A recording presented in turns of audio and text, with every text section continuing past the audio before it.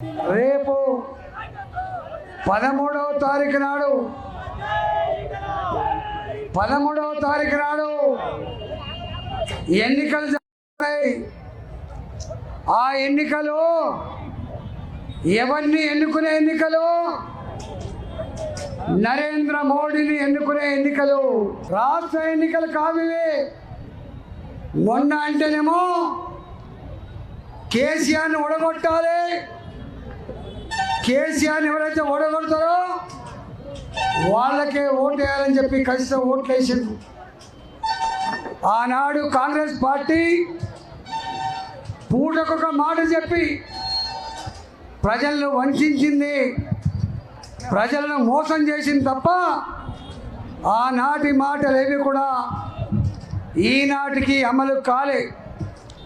నేను అడుగుతున్నా ఈ చిలకానగర్ మా ఆడబిడ్డలకి, రేవంత్ రెడ్డి ఆనాడు కాంగ్రెస్ పార్టీని గెలిపించండి, నా తెలంగాణ ఆడబిడ్డలకు నెలకు 2500 రూపాయలు పెన్షన్ ఎట్లయితే వస్తుందో ఆ విధంగా వస్తుందని చెప్పిండు. వచ్చిందా అమ్మ చిలకానగర్ ఆడబిడ్డలకి 2500 రూపాయలు? ఇవాళ ఆడబిడ్డలారా ఆలస్యం చేయకండి. మీకు వచ్చే 2000 రూపాయల పెన్షన్ 4000 పెన్షన్ ఇస్తానన్నమాట. వాస్తవమా కాదా? ఇచ్చిండా 4000 రూపాయల పెన్షన్ ఇప్పటికీ? ఇవాళ రేషన్ కార్డుకు తెలంగాణ గడ్డ మీద నా చిలకానగర్లో ఎవరికైనా రేషన్ కార్డు వచ్చిందా అని చెప్పి అడుగుతున్నా. ఒక్క బస్సులలో ఉచిత ప్రయాణం అని చెప్పి ఇంతవరకు ఒక్క హామీ కూడా అమలు చేయకుండా దాటేసే ప్రయత్నం చేస్తున్న రేవంత్ రెడ్డి తప్ప ఇవాళ అమలు చేసే ప్రయత్నం మాత్రం చేస్తారు. మళ్ళీ ఏమంటుండే ఆయన, ఈసారి మీరు పార్లమెంట్ ఎన్నికలలో కాంగ్రెస్ పార్టీకి ఓటేస్తే రాహుల్ గాంధీ ప్రధానమంత్రి అయితే అప్పుడు తెచ్చడంట డబ్బులు, అప్పుడు ఇస్తాడట. అయితడా రాహుల్ గాంధీ ప్రధానమంత్రి? ఎన్ని సీట్లు ఉన్నాయి ఇప్పుడు? 543 సీట్లలో కాంగ్రెస్ పార్టీకి ఉన్న సీట్లు 40 మాత్రమే. ఒకవేళ రాహుల్ గాంధీ ప్రధానమంత్రి కావాలంటే ఎన్ని సీట్లు కావాలి? 280 సీట్లు కావాలి. ఇవాళ యూపీలో గెలవలేక కేరళ పోయి గెలిచిన రాహుల్ గాంధీ గెలిస్తే 35 సీట్లు గెలవచ్చు, గెలిస్తే 40 సీట్లు గెలవచ్చు, కానీ 300 సీట్లు గెలిచే ప్రసక్తి లేదు. కేంద్రంలో ప్రధానమంత్రి అయ్యే ప్రసక్తి లేదు. ఈ రాష్ట్రానికి రూపాయి తెచ్చే దమ్ము రేవంత్కి లేని మాట వాస్తవమా కాదా? తెలంగాణ ప్రజలారా ఆలోచన చేయమని చెప్పుకుంటున్నాను. ఇవాళ ఆనాడు ముఖ్యమంత్రి గిట్నే కథలు చెప్పిండు. ఏమన్నాడు? సికింద్రాబాద్ ఐడిహెచ్ కాలనీలో 100 ఇళ్ళు కట్టించి చిలకా నగర్లో అడ్డగుట్టలో పేద ప్రజలు జీవించే అడ్డాలలో గుడిసెలు లేకుండా ఇల్లు కట్టిస్తా అని చెప్తే నరేంద్ర మోడీ గారు 2,50,000 ఇల్లు ఇచ్చిండు. ఆ ఇచ్చిన ఇల్లు కూడా నరేంద్ర మోడీ గారు ఇచ్చిన ఇల్లు కూడా కట్టే దమ్ము లేక, పేద ప్రజల మీద ఇష్టం లేక కట్టినవి అట ఆయన లెక్క ప్రకారం. కానీ పేదవాళ్ళకి ఇచ్చినవి మాత్రం 35-40 ఇల్లు తప్ప 2,50,000 ఇల్లు ఇవ్వలేదు. కానీ నరేంద్ర మోడీ గారు బయట రాష్ట్రాలలో మన పక్కకున్న ఆంధ్రప్రదేశ్లో కూడా లక్షల ఇల్లు పేదలకు కట్టించి సొంత ఇంటి కల నెరవేర్చిన బిడ్డ నరేంద్ర మోడీ. కానీ కళ్ళల్లో మట్టి కొట్టిన ఆనాటి కేసీఆర్, మరి ఇవాళ ఈ ముఖ్యమంత్రి పేదవాళ్ళకు ఇల్లు కట్టిస్తారా లేదా?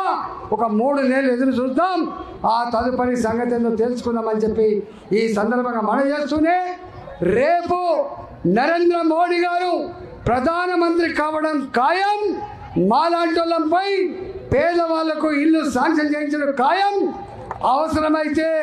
అవసరమైతే మేమే కట్టించి పేదవాళ్ళ సొంత ఇంటికలు నెరవేర్స్తామని చెప్పి ఈ సందర్భంగా చిలకానగర్ ప్రజానీకానికి నేను విజ్ఞప్తి చేస్తా ఉన్నాను.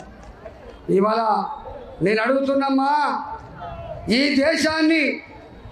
దేశాన్ని పాలించిన పార్టీ 50-55 సంవత్సరాలు 60 సంవత్సరాలు కాంగ్రెస్ పార్టీ కదా.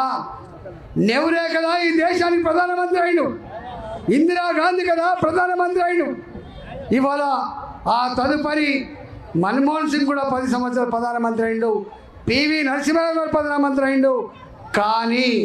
కానీ ఈ దేశంలో ఎప్పుడైనా శాంతి ఉందా? హైదరాబాదులో కోటి చౌరస్తాలో గోకుల్ చాట్ దగ్గర బాంబులు పేలితే ఎంతమంది చనిపోయినరు, చిందిన రక్తం ఇవాటికి మనకు గుర్తొస్తుంది. ఈనాటికి కూడా క్షతగాత్రుగా ఉన్నవాళ్ళు అన్నా మేము గోకుల్ చాట్లో నా చేయిపోయింది, గోకుల్ చాట్లో నా దరఖాస్తు ఇచ్చేటువంటి పరిస్థితికి కారణం ఆనాడు కాంగ్రెస్ పార్టీ. అవునా కాదా ఒకసారి ఆలోచించండి.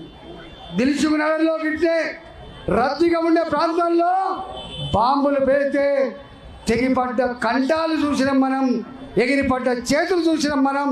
మాంస ముద్దలు కిలోమీటర్ తరబడి ఆనాడు చింద్రమైపోయిన పరిస్థితి చూసినాం. ఇవాళ మోడీ గారు వచ్చిన తర్వాత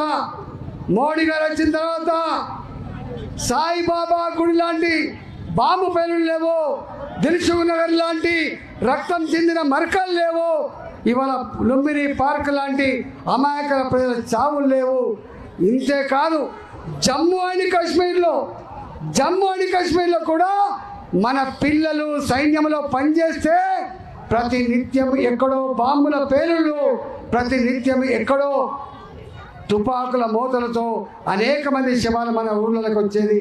కానీ ఇవాళ మోడీ గారు వచ్చిన తర్వాత 10 సంవత్సరాల కాలంలో దేశంలో ఎక్కడ కూడా బాంబు పేలుళ్ళు లేవు, తుపాకీ మోతలు లేవు.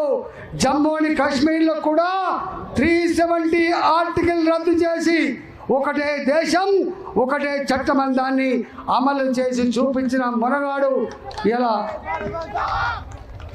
నరేంద్ర మోడీ గారు. కరోనా వచ్చింది మీకు తెలుసు.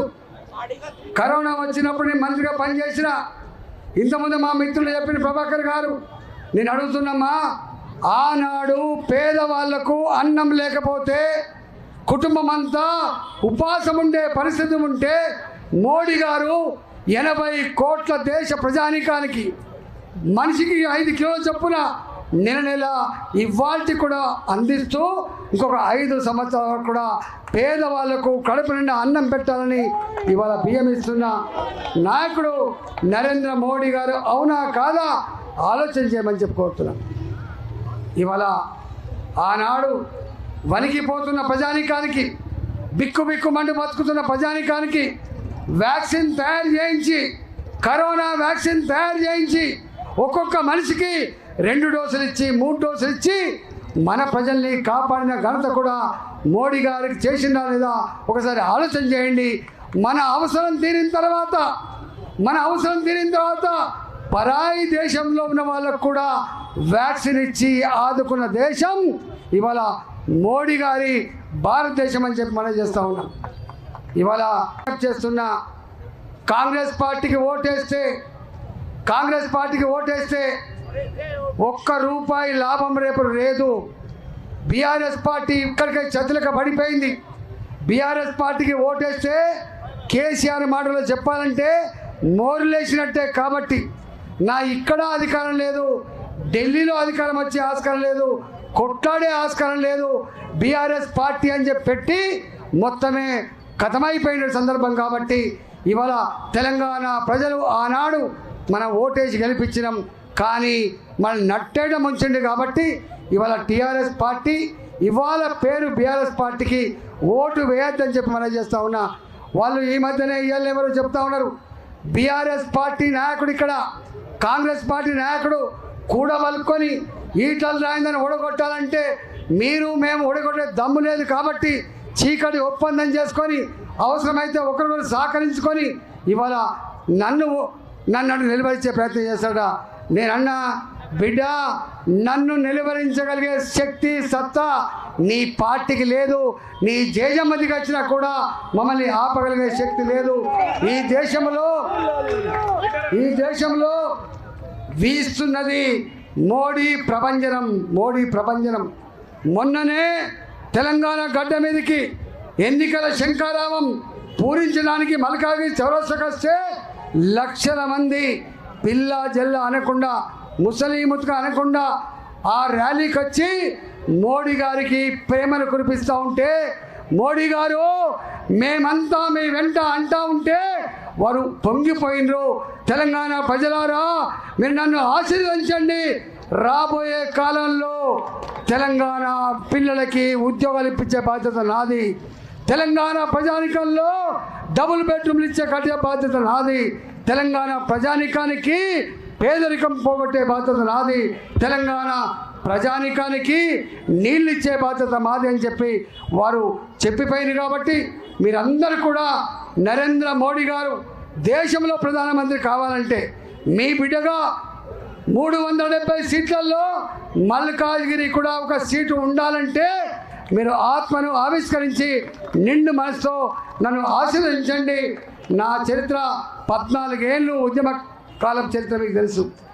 ఆర్థిక మంత్రిగా, ఆరోగ్య మంత్రిగా నేను పనిచేసి తెలుసు. కాబట్టి వీళ్ళకు ఏం చరిత్ర ఉంది, ఏం చేస్తారు వీళ్ళు, ప్రజల గురించి పట్టించుకునే ముఖాలైనా సొంత వ్యాపారం చేసుకుంటున్నా ఆలోచన చేయండి.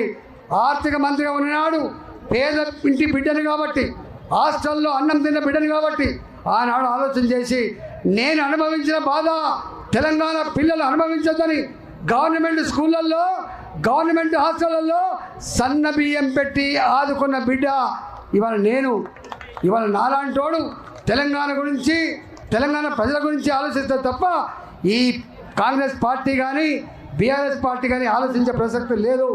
రేపు కేంద్రంలో హైదరాబాద్ అభివృద్ధి చెందాలంటే ఇవాళ మనం ఉప్పల వైపు కడుతున్న ఫ్లైఓవర్లు కేంద్ర ప్రభుత్వ డబ్బులు, ఎలిమినగర్ దగ్గర కడుతున్న ఫ్లైఓవర్లు కేంద్ర ప్రభుత్వ డబ్బులు, కొంపల్లి వైపు కడుతున్న డబ్బులు కేంద్ర ప్రభుత్వ డబ్బులు, ఇవాళ అల్వాల్ వైపు కడుతున్న ఫ్లైఓవర్లు కేంద్ర ప్రభుత్వ డబ్బులు. రేపు హైదరాబాదులో రోడ్లు కావాలన్నా, అండర్ గ్రౌండ్ డ్రైనేజ్ కావాలన్నా, పిల్లలకు నౌకర్లు కావాలన్నా, డబుల్ బెడ్రూమ్లు రావాలన్నా నాలాంటోడు మోడీ గారికి దగ్గరికి నేరుగా పోగలడు. ఈ సమస్య ఉందని చెప్పగలడు. వారిని మెప్పించి ఒప్పించి ఈ తెలంగాణను అభివృద్ధి చేస్తా అని చెప్పి మీకు మాట ఇస్తూ మీ అందరూ 5 కిలోమీటర్లు ర్యాలీ చేసి మాతో పాటుగా నడిచి వచ్చి మాతో పాటుగా భారతీయ జనతా పార్టీని గెలిపించాలని చెప్పి సంఘీభావం చెప్పిన మీ అందరూ కూడా పేరు పేరున ధన్యవాదాలు తెలుస్తూ సెలవు తీసుకున్నా. జై తెలంగాణ, జై తెలంగాణ, భారత్ మాతాకి, భారత్ మాతాకి.